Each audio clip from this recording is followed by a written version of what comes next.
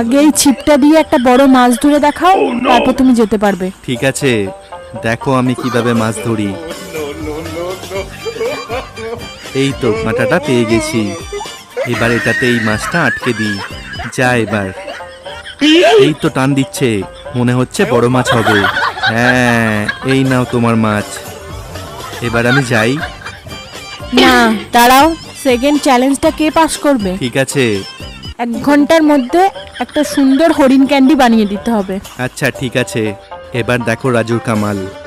বন্ধুরা, রাজু যতক্ষণ এই হরিণ ক্যান্ডিটা বানাচ্ছে ততক্ষণ আপনারা যদি আল্লাহকে মানেন তাহলে লাইক করুন, আর যদি মহাদেবকে মানেন তাহলে সাবস্ক্রাইব করুন, আর আপনি কোন সৃষ্টিকর্তাকে মানেন সেটা কমেন্ট করে জানান। এই নাও তোমার হরিণ ক্যান্ডি। বাহ, কি সুন্দর হয়েছে এটা। কি করে করলো?